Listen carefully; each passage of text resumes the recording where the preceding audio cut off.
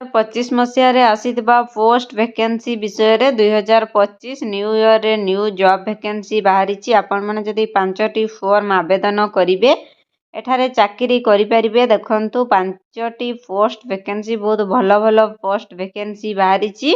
ଏ ହେଉଛି ଜାନୁଆରୀ ମାସର new post vacancy ବା ନ୍ୟୁ ନିଯୁକ୍ତି।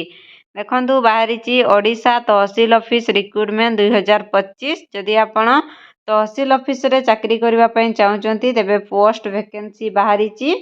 10th ପାସ୍, ଯଦି ଆପଣ କେବଳ 10th ପାସ୍ କରିଛନ୍ତି ଏଠାରେ ଆବେଦନ କରିପାରିବେ। ସାଲେରୀ ରହିଛି ପର ମନ୍ଥ 20,000 ଟଙ୍କା। ସେହିପରି ପୋଷ୍ଟ ଅଫିସ ରିକ୍ରୁଟମେଣ୍ଟ 2025, ପୁଣି ଥରେ ପୋଷ୍ଟ ଅଫିସରେ 2025ରେ ପୋଷ୍ଟ ଭେକେନ୍ସି ବାହାରିଛି। ଅଫିସିଆଲ ନୋଟିଫିକେସନ ଦେଇଛି, ମାନେ 30,500ଟି ପୋଷ୍ଟ ଭେକେନ୍ସି ବାହାରିଛି ପୋଷ୍ଟ ଅଫିସ ପାଇଁ। ଯଦି ଆପଣ 10th ବା +2 ପାସ୍ କରିଛନ୍ତି ଏଠାରେ ଆବେଦନ କରିପାରିବେ। ଦେଖନ୍ତୁ ରେଲୱେରେ ମଧ୍ୟ ପୋଷ୍ଟ ଭେକେନ୍ସି ବାହାରିଛି। ରେଲୱେ RRB ଗ୍ରୁପ ଡି ରିକ୍ରୁଟମେଣ୍ଟରେ ପୋଷ୍ଟ ଭେକେନ୍ସି ବାହାରିଛି, ମାନେ 32,438ଟି ପୋଷ୍ଟ ଭେକେନ୍ସି ବାହାରିଛି। ସେହିପରି ଆଧାର କାର୍ଡ଼ ଅଫିସରେ ମଧ୍ୟ ପୋଷ୍ଟ ଭେକେନ୍ସି ବାହାରିଛି। Aadhaar card office various post recruitment 2025। ଯଦି ଆପଣ 10th +2 ପାସ୍ କରିଛନ୍ତି ଏଠାରେ ଆବେଦନ କରିପାରିବେ। ଅନଲାଇନରେ ସାଲେରୀ ରହିବ ପର ମନ୍ଥ 95,000 ଟଙ୍କା ସାଲେରୀ ରହିବ। ଦେଖନ୍ତୁ ଫରେଷ୍ଟ ଡିପାର୍ଟମେଣ୍ଟରେ ମଧ୍ୟ ପୋଷ୍ଟ ଭେକେନ୍ସି ବାହାରିଛି। ଫରେଷ୍ଟ ଡିପାର୍ଟମେଣ୍ଟ ରିକ୍ରୁଟମେଣ୍ଟ 2025 ଆପ୍ଲାଏ ଅନଲାଇନରେ କରିପାରିବେ। ସାଲେରୀ ରହିଛି ପର ମନ୍ଥ 25,000 ଟଙ୍କା। ଏ ହେଉଛି 2025 ଜାନୁଆରୀ ମାସର ନ୍ୟୁ ପୋଷ୍ଟ ଭେକେନ୍ସି। ଯଦି ଆପଣ ଏ ବିଷୟରେ ସମ୍ପୂର୍ଣ୍ଣ ଡିଟେଲ୍ସ ଜାଣିବା ପାଇଁ ଚାହୁଁଛନ୍ତି ତେବେ ଦେଖନ୍ତୁ ଓଡ଼ିଶା ତହସିଲ ଅଫିସ ରିକ୍ରୁଟମେଣ୍ଟ ଆପଣ ସ୍କ୍ରିନରେ ଦେଖିପାରୁଥିବେ। ଓଡ଼ିଶା ତହସିଲ ଅଫିସ ରିକ୍ରୁଟମେଣ୍ଟ 2025 ଆପଣ ସେଠାରେ କ୍ଲିକ୍ କରିବେ। କ୍ଲିକ୍ କରିସାରିଲା ପରେ ସମ୍ପୂର୍ଣ୍ଣ ଡିଟେଲ୍ସ ବାହାରିଯିବ। ଦେଖନ୍ତୁ ଏ ହେଉଛି Odisha tehsil office recruitment 2025।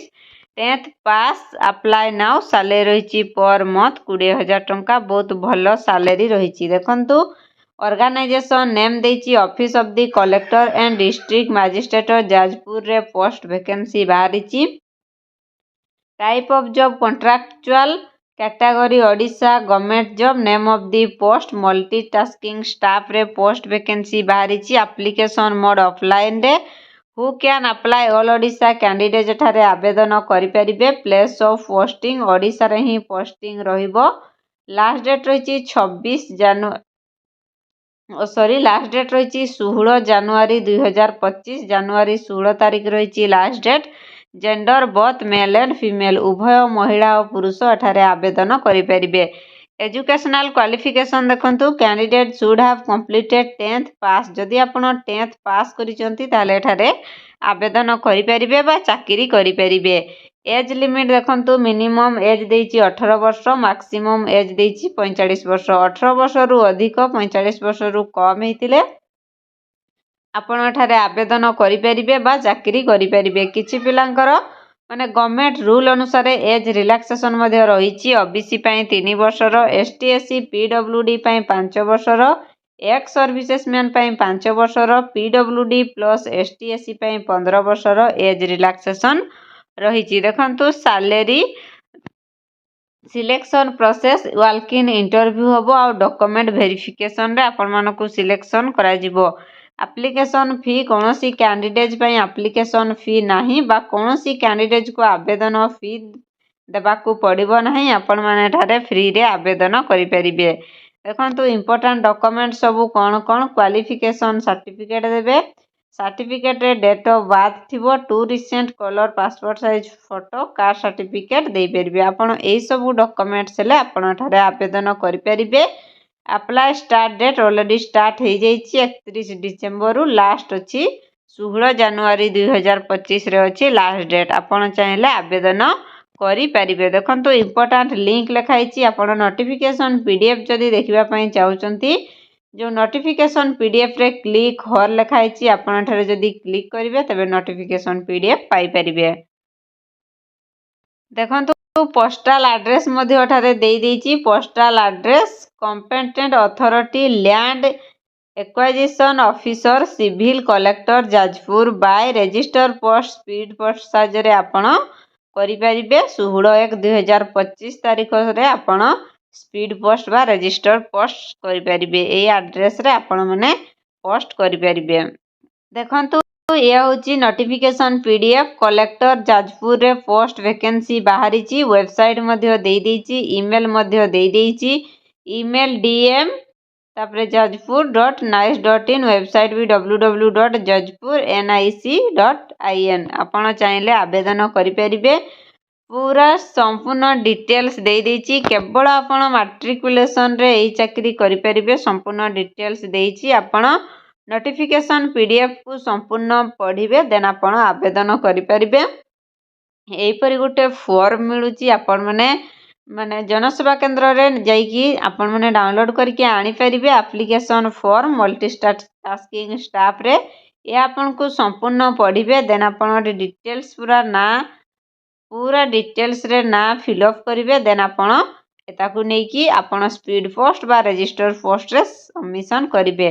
Name of the applicant ये आपण निजर ना देबे निजर बापा ना देबे डेट ऑफ बर्थ लिखिबे एजुकेशनल क्वालिफिकेशन आपण 10th पढ़ी आपण 10th लिखिपारे। लास्ट वर्किंग ऑर्गेनाइजेशन लास्ट आपण कोठी जॉब करुथिले बा करूनथिले आपण देई परिबे।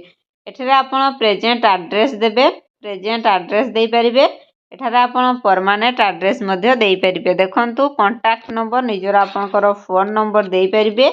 वर्क जदि एक्सपीरियंस अछि केते वर्षर वर्क एक्सपीरियंस अछि आपण एठी लिखि परिबे।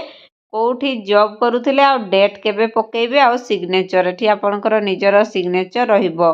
देन आपनकर डॉक्यूमेंट रे कोन देबे ना एजुकेशनल क्वालिफिकेशन देबे 10th पास रो 10th सर्टिफिकेट आइडेंटिटी बा एड्रेस प्रूफ रो आधार कार्ड दे परिबे आउ बा वोटर कार्ड दे परिबे आउ 1 पासपोर्ट साइज फोटो आउ गोटिए पासपोर्ट साइज फोटो आपण दे परिबे। ये होची आपण एमटीएस बा मल्टीटास्किंग स्टाफ रे एजेंट बाहरी आपण ठारे आवेदन करि परिबे बा जाजपुर आपण चाकरी करि परिबे। नेक्स्ट जदि आपण पोस्टाल रे आवेदन करबा पई चाहउचंती देन आपण पोस्टाल रे क्लिक करिवे सेठारे मध्ये आपनकर संपूर्ण डिटेल्स बाहरी जिवो आपण किपरि अप्लाई करिवे कोन करिवे संपूर्ण डिटेल्स बाहरी जिवो।